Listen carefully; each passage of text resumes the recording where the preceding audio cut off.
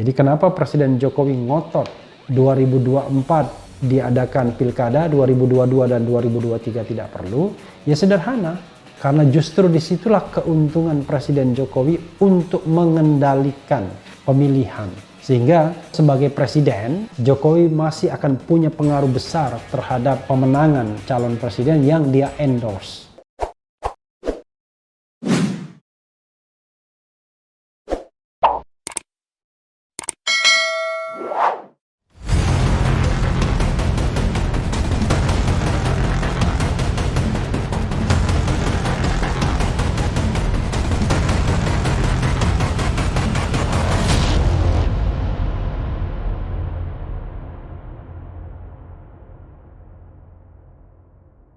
Assalamualaikum warahmatullahi wabarakatuh, Sobat RH sekalian. Jumpa lagi kita di channel yang keren ini, Keren Cadas ya. Kali ini saya mau mengulas soal potensi retak koalisi Jokowi buntut polemik revisi Undang-Undang Pemilu. Sebagaimana dilansir oleh CNN Indonesia ya. Coba kita bacakan ya. Jakarta, CNN Indonesia. Perpecahan partai koalisi pemerintah pada periode kedua Presiden Joko Widodo Jokowi diprediksi bakal terjadi. Pecah kongsi partai pendukung sesuatu yang tak terhindarkan memasuki tahun kedua sebuah pemerintahan. Bukan tahun kedua ya, memasuki periode kedua. Tahun kedua juga, periode kedua. Perbedaan sikap antara partai koalisi pendukung Jokowi sudah terlihat dalam rencana revisi Undang-Undang Nomor 17 tahun 2017. Saya ulangi ya, Undang-Undang Nomor 7 tahun 2017 tentang pemilu dan Undang-Undang Nomor 10 tahun 2016 tentang pilkada. Golkar dan Nasdem mendorong revisi dilakukan dan salah satu agenda utamanya menggeser pilkada menjadi 2022 atau 2023. Sementara PDIP, motor utama koalisi, menolak revisi undang-undang tersebut dan meminta semua pihak fokus dalam penanganan pandemi virus corona. Jokowi bahkan mengumpulkan sejumlah mantan anggota tim kampanye Pilpres 2019 dari beberapa partai politik. Dalam pertemuan itu Jokowi ingin agenda pilkada serentak 2024 dipertahankan seperti diatur Undang-Undang Pemilu dan Pilkada yang masih berlaku saat ini. Mantan wali kota Solo itu tegas menolak revisi Undang-Undang Pemilu yang diusulkan DPR. Nanti kalau masalahnya COVID-19, kalau COVID-19-nya selesai 2021 bagaimana ya? Usai pertemuan itu, sikap Golkar dan Nasdem melunak. Ketua Umum Golkar Airlangga Hartarto dan Ketua Umum Nasdem Surya Paloh meminta kadernya di Senayan menghentikan pembahasan revisi Undang-Undang Pemilu. Meskipun demikian, Wakil Ketua DPR yang juga Wakil Ketua Umum Partai Golkar, Aziz Samsuddin menegaskan Undang-Undang Pemilu dan Undang-Undang Pilkada perlu segera direvisi. Dia yakin revisi Undang-Undang Pemilu dan Pilkada tersebut bisa meningkatkan kualitas demokrasi. Suara-suara kritis terhadap pemerintah dan presiden akan bermunculan dari partai koalisi. Itu alamiah. Kutukan periode kedua pemerintah, kata Direktur Eksekutif Parameter Politik Indonesia Adi Prayitno kepada cnnindonesia.com. Pernyataan Adi berkaca dari periode kedua Presiden Susilo Bambang Yudhoyono. Kala itu sejumlah partai koalisi seperti PKS dan Golkar mulai kerap berbeda pendapat dengan pemerintah. Menurut Adi, perpecahan dalam tubuh partai koalisi saat ini relatif masih cukup dapat diredam jika melihat polemik rencana revisi Undang-Undang Pemilu. Namun ia tak yakin soliditas itu akan terus terjaga hingga Jokowi selesai menjabat 2024. Karena baru bulan madu sebenarnya. Cuma saya tidak yakin kalau memasuki tahun ketiga, keempat dan menjelang tahun kelima bahwa soliditas partai ini bisa dijaga, ujarnya.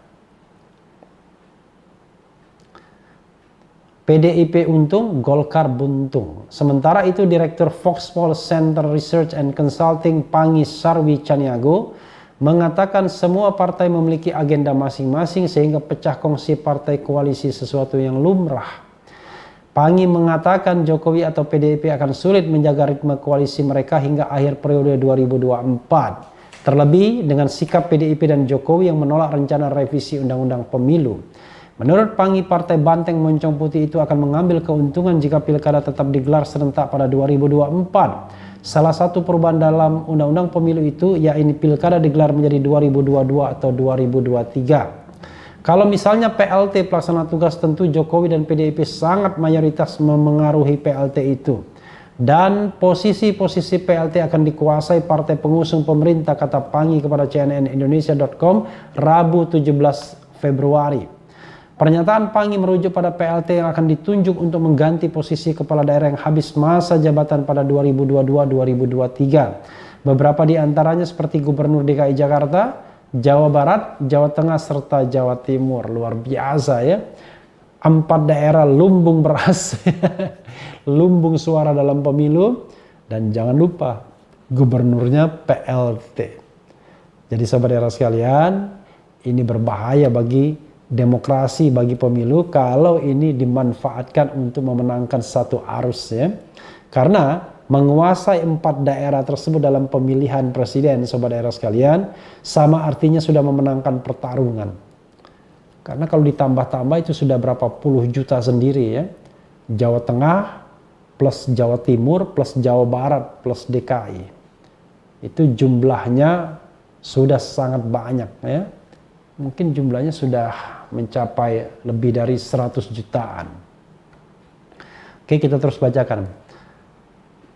Menurut Pangi, penunjukan PLT di beberapa daerah relatif menguntungkan Jokowi dan PDIP demi mengamankan agenda politik mereka hingga 2024. Pada 2024 atau tahun terakhir Jokowi menjabat akan ada 3 agenda besar, pilkada, pilpres, dan pileg.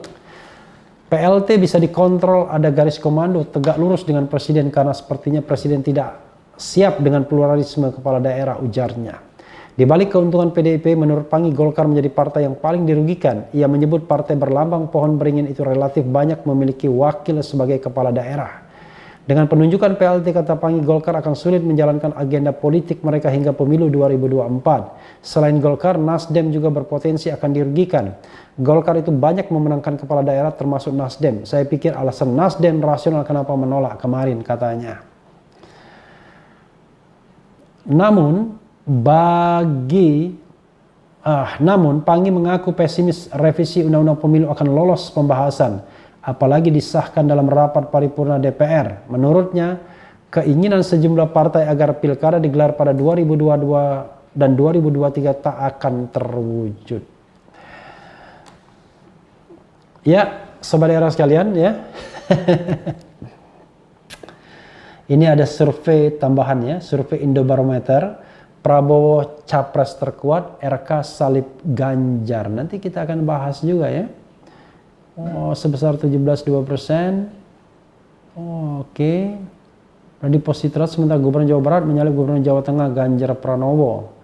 Prabowo masih kokoh sebagai capres terkuat, sementara Ridwan Kamil dan Ganjar kini mulai saling menyalip, kata Direktur. Elektabilitas Ganjar saat ini sebesar 15,9% setelah naik 15,4% pada Juli menjadi 16,9% pada Oktober 2020. Jadi 10 dan melesat hingga 16,1. Ya, kita nanti bahas ini sobat daerah sekalian, menarik ya. Artinya memang tidak ada yang, belum ada yang absolut ya. Ya, kita bicara mengenai kemungkinan koalisi retak ya.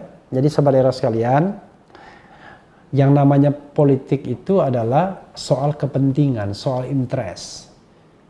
Jadi bukan hanya soal hal yang rasional untuk kepentingan masyarakat, bangsa dan negara, tapi untuk kepentingan-kepentingan rasional lainnya. Sama-sama rasional, tapi rasional bagi bangsa dan negara, ini rasional bagi partai politik. Jadi kenapa Presiden Jokowi ngotot 2024 diadakan pilkada, 2022 dan 2023 tidak perlu? Ya sederhana, karena justru disitulah keuntungan Presiden Jokowi untuk mengendalikan pemilihan. Sehingga sebagai incumbent atau sebagai presiden ya, Jokowi masih akan punya pengaruh besar terhadap pemenangan calon presiden yang dia endorse. Entah itu calon istana atau calon lain. Tapi ya kemungkinan besar pasti calon dari istana, kan tidak mungkin tiba-tiba PDIP berpisah jalan dengan Jokowi kalau sama-sama saling menguntungkan. Maka dengan adanya pemilihan di 2024 dan diperkirakan pada akhir tahun, tapi sebelum masa jabatan Jokowi berakhir, yaitu September 2024 pemilihan kepala daerahnya, maka Presiden Jokowi akan untung di PLT-PLT atau penjabat kepala daerah, baik untuk Pilpres, Pileg maupun Pilkada. Nah, inilah soalnya. Soal seperti ini yang tidak disukai Golkar dan Nasdem. Kenapa? Karena Golkar dan Nasdem itu partai yang paling banyak menempatkan kepala-kepala daerah. Saya tidak tahu angkanya ya, nanti kita cari angkanya. Tapi yang jelas kader Golkar dan kader Nasdem termasuk paling banyak menempati jabatan atau posisi sebagai kepala daerah, gubernur, bupati, wali kota. Dengan demikian, Golkar dan Nasdem akan dirugikan. Jangan lupa bahwa salah satu yang membuat Nasdem terdongkrak dalam pemilu kemarin 2019 adalah banyak kepala-kepala daerah yang akhirnya bergabung dengan Nasdem. Ya, konon pada waktu itu kan partai-partai lain mencurigai Nasdem menggunakan pengaruhnya dalam jabatan Jaksa Agung untuk mempengaruhi kepala daerah, sehingga beberapa kepala daerah berbondong-bondong masuk ke Nasdem. Sekarang jabatan itu dikuasai oleh orang profesional tapi link to PDIP.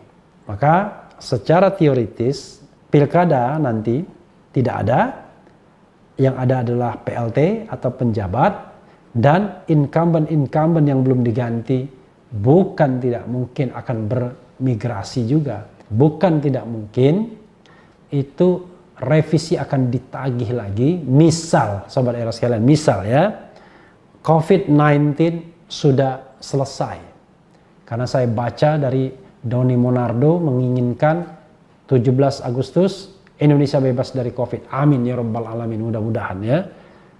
Artinya alasan yang mengatakan COVID dulu itu tidak beralasan lagi, tidak ada lagi.